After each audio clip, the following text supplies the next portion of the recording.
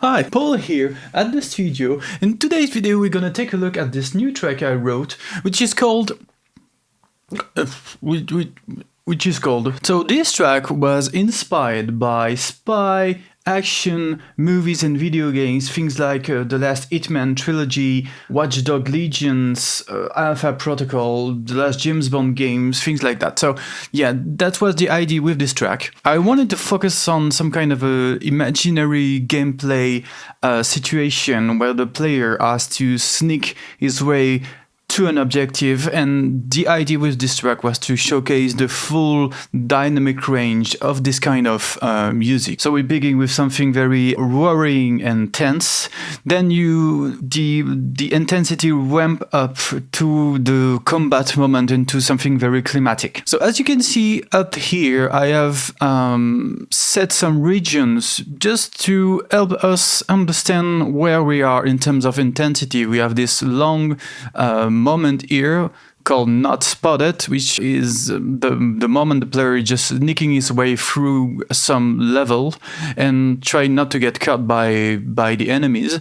We have this moment I call Scripted, which we're gonna talk about later, which is a bit more like a scripted moment. Let's imagine we have some kind of cinematic or thing like that into our imaginary game. We have this moment called Spotted, where everything tends to be more tense and you're not quite into action yet, but you are definitely going there. You have the two combat moments. The first one is called Combat Engage, which means that things are going a bit crazy and you have to fight your way through some enemies. And finally, this moment, which I could have called the outro or the end of the track, which corresponds to a very specific phrase you can hear in this very moment. So without further ado, let's hear the track first, and then I'm gonna take you through my process.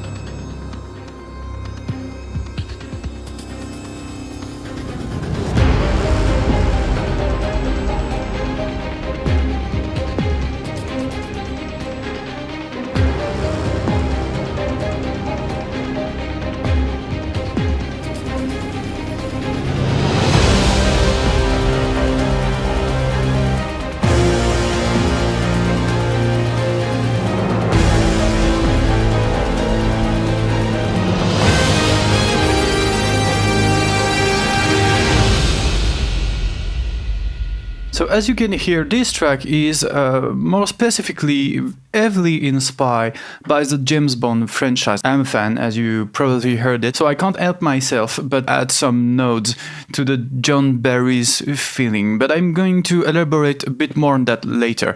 The first thing I did with this track was trying to get this kind of very modern, rhythmic based drum machine kind of sound. And for that, I've used this instrument called Schema Dark by Schema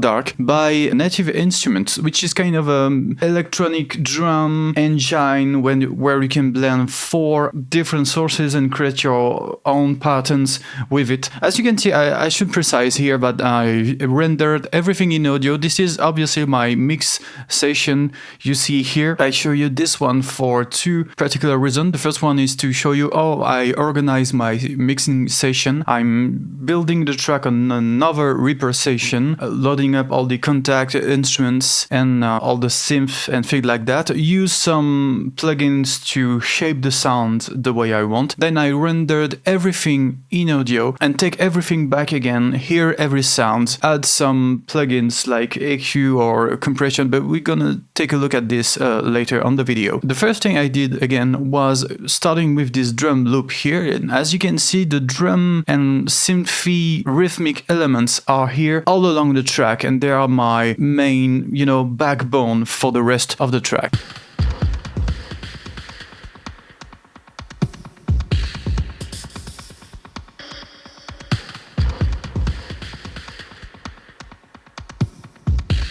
And again, the original sound were heavily processed with some, I'm pretty sure that on this one there were an instance of OTT by Xfair, some EQ to get rid of the lowest range. But we can really see what I've done here, because in this session I've just added the original MIDI file here. So yeah, as you can see, my mix chain is here. So OTT, decapitator to add some distortion to the sound, some delay, and some filter to get rid of the frequency I didn't want. I'm not mixing as I go, I keep that from later on. The other rhythmic instrument we are all through the piece is this Deconstructed piano by Cinematic Instruments. Cinematic Instruments is this small German company, and they made some very interesting organic instruments. The Constricted piano here is a very interesting instrument because it allows you to tweak various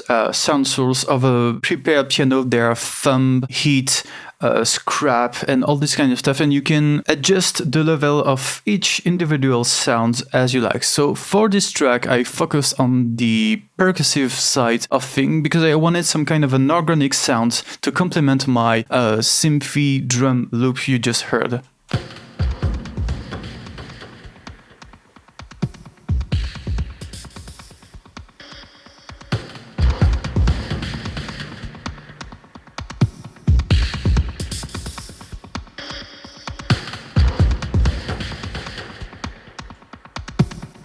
And the final element of our drum loop for this track is this Serum patch. And for this particular one, I take this preset from the Unfinished and get rid of all the main synthy sine or square wave sound he used and just keep the original percussive element.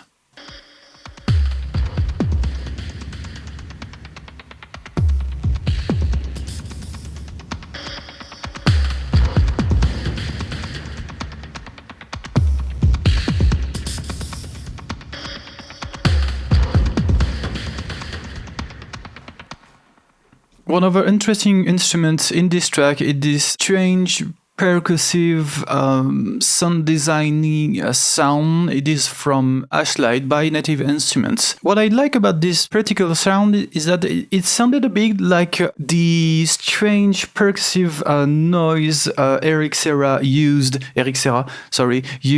GoldenEye. Yeah, I don't know if you remember the very good James Bond film GoldenEye, and this kind of sound remind me of it, so it was a cool nod to that particular film.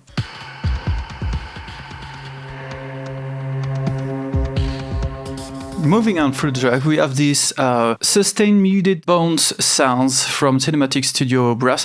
One word about the orchestral instrument I've used in this track. There are mainly the Cinematic Studio series, with addition of some other particular instrument like the low brass ensembles from Nucleus, some sample modeling or Poseidon things. I'm gonna explain that a bit later on the video.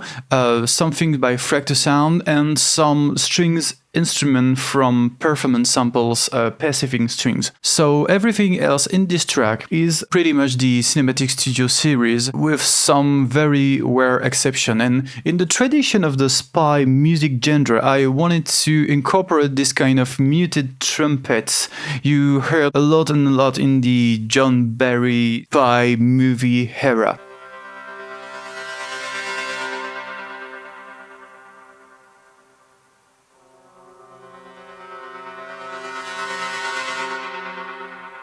And it really helps adding tension wave. You never know if things gonna get messy or it is just something just to give you chills and keep you on your toes at any moment. So yeah, it is very interesting and very cool to have this kind of sound. So that's pretty much it. Oh, no, I forget this very particular instrument here. It is from Arturia. It is called Mini V3. This is an emulation of the Mini Moog. I wanted to incorporate this particular instrument. Again, it's another node to John Barry's James Bond soundtrack, and this one is taken from the experimentation Barry's made on Her Majesty's Secret Service.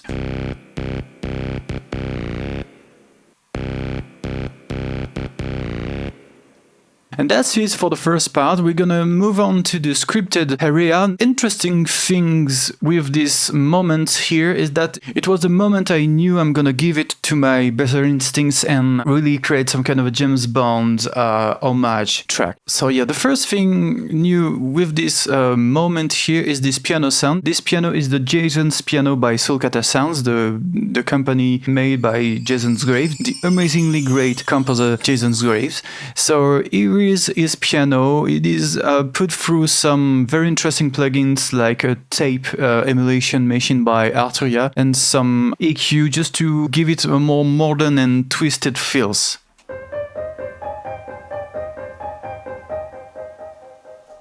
Which is again a nod to David Arnold's The World Is Not Enough soundtracks.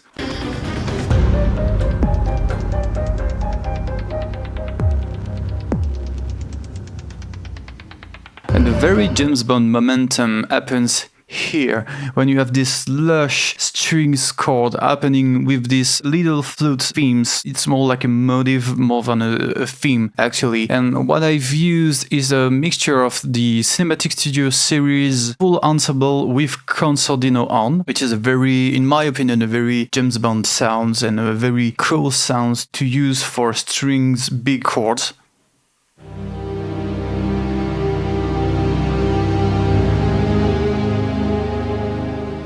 And on top of that, I added an instance of solo strings formation by Fractal Sounds, just because it allows me to add a bit more life into what is rather static string sounds.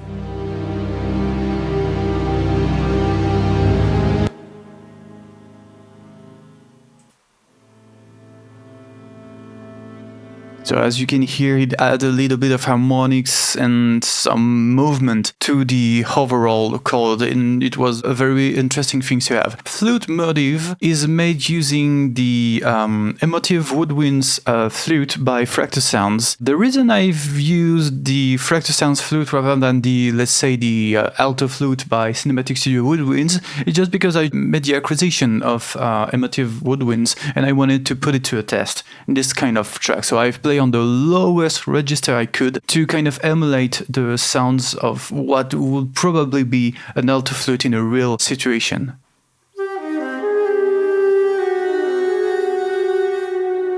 And I go pretty heavy on the EQ thing when I was using the instrument to get rid of the more higher stuff and give you the impression that this is more of a lowest register playing instruments than an actual flute.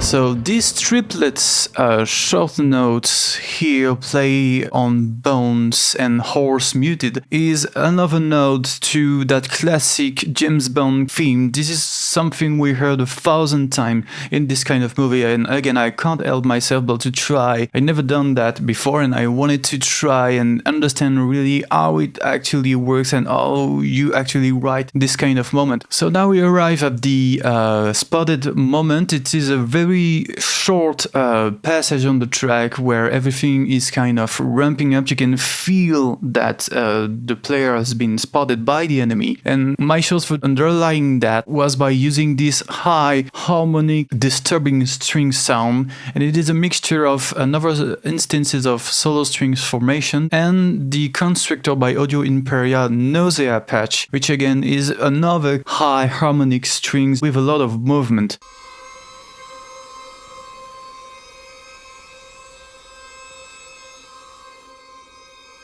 So you can sense that things are getting pretty messy here. Let's quickly move on to the combat engage moment. So this is the moment where the ostinato strings are happening on the track. Again, it is a mixture of the Cinematic Studio strings and Pacific Ensemble strings by Perfect Ensembles. The reason I've done that was because the Cinematic Studio string sound is a bit more intimate and precise, and Pacific sound more like a symphony orchestra. So with the two blended together, you can have the precision of the first one and the wider range of the second.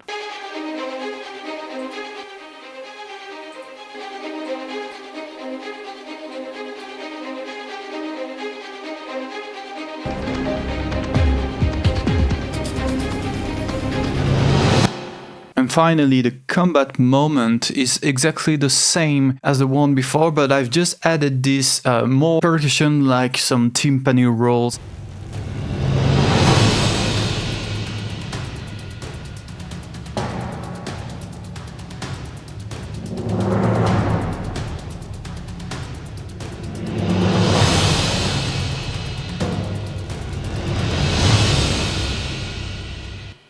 The final phrase of this track is again another nod to the James Bond theme, which is not the James Bond theme, but it kind of sounds like it. And to achieve that, my initial idea was just to use horns, the Cinematic Studio brass horns, just to bring the theme, but not that much in your face. And at the end, I feeling that no, it needs to be more epic, and why not going the full way into this node to James Bond? So I've used some of the higher elements of a jazz band orchestra, like trumpets and some saxophones. So the saxophones here are from musical sampling, and the trumpet is a mixture of sample modeling trumpets for the phrases, and the half trills here is made using Poseidon by Audio Imperia. The reason I've used sample modeling trumpet is just because this instrument allows you to add almost every kind of sound alteration you can possibly imagine on your instruments doing the same phrases. It's not key switching at all, it is the same legato line, but I can add some growl and some flutter tongue,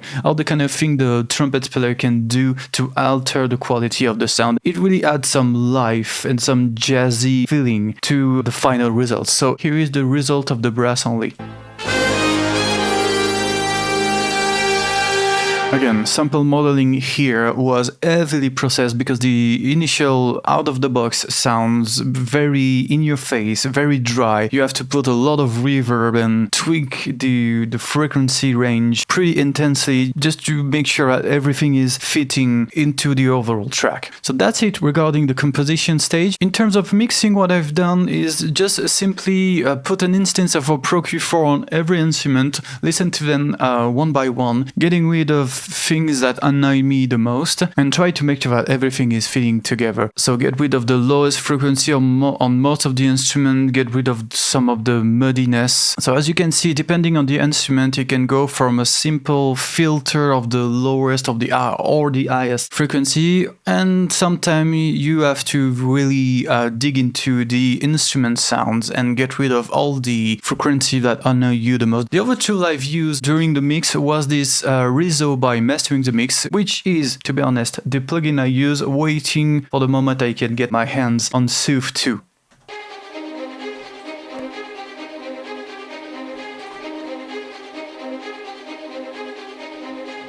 And that's pretty much it in terms of what I've done for the mix. And finally, the mastering stage. I've used my good old OTT to add a bit of hair and help me to tame the mid and the lowest frequency. I don't know exactly how this plugin works, but it helps adding a real kind of energy to your final track. So it's a very interesting tool to have, and it's free. The other one plugin I've used is this mastering EQ plugin. So as you can see, I've added a bit more hair, get rid of some of the muddiest frequency and some of the annoying 3K hertz, so the most harsh and annoying sounds, and get rid of the lowest and unnecessary frequency. I then use another compressor by Analog Obsession. Again, it helped me to tame everything and keep everyone, to glue everyone.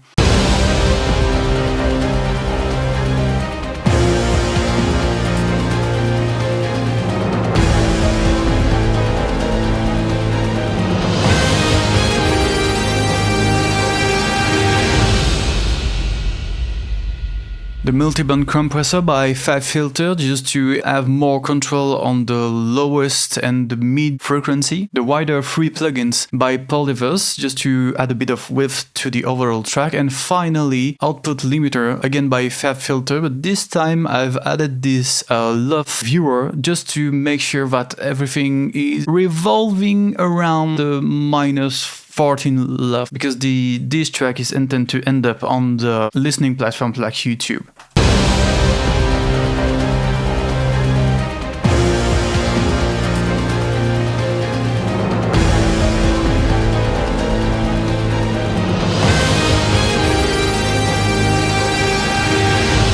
So that's it for the track. I hope you liked this video. If you have any question, do not hesitate to write it on the comment section down below, and I see you on the next one. Bye!